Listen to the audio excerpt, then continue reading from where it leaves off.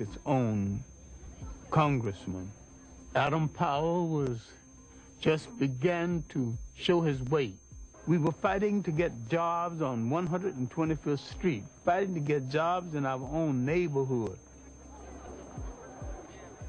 I admire Adam with all of his faults.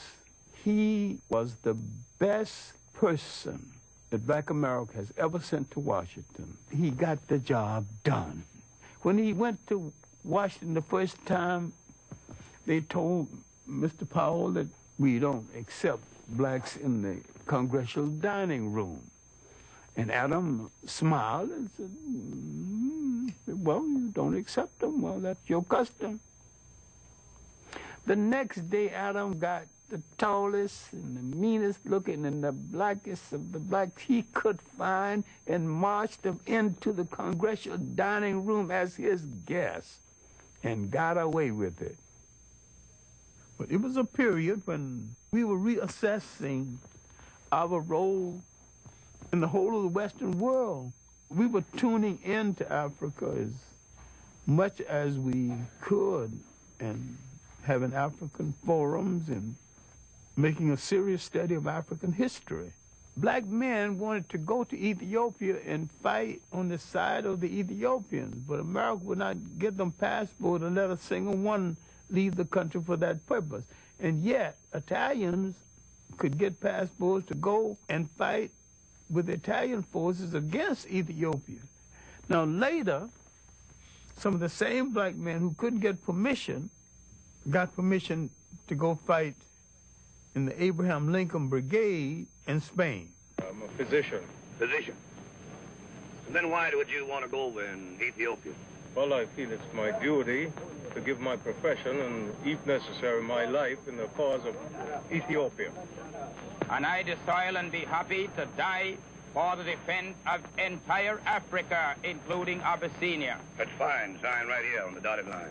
See, originally, Africans did not define themselves by continent, but more by regions. Africa as a continent began to be defined by foreigners.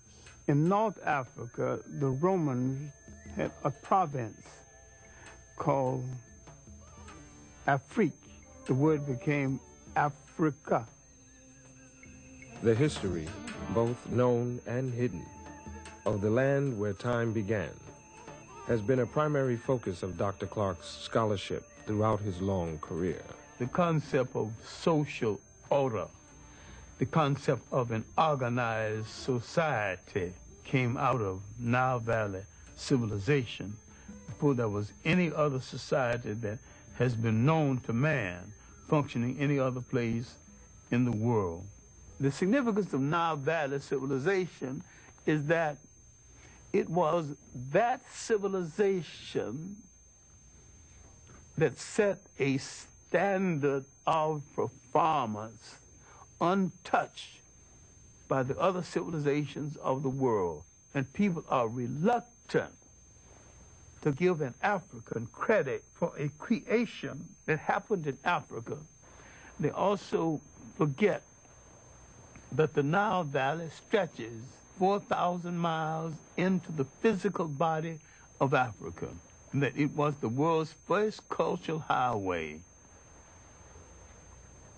For centuries, Eurocentric scholars had rejected the idea that the mighty Egyptian empire was in fact created and maintained by black Africans.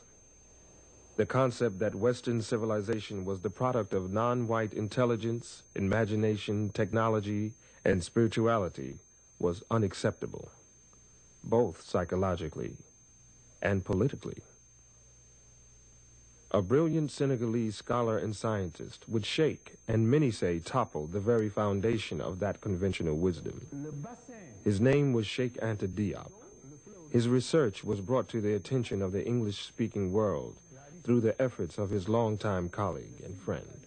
I was wondering why his books had never been published in the United States. He said there's no publisher's interest in his books, and so it took me 7 years to interest the publisher in the books of Cheikh Anta Diop. Diop's disciples refer to him as the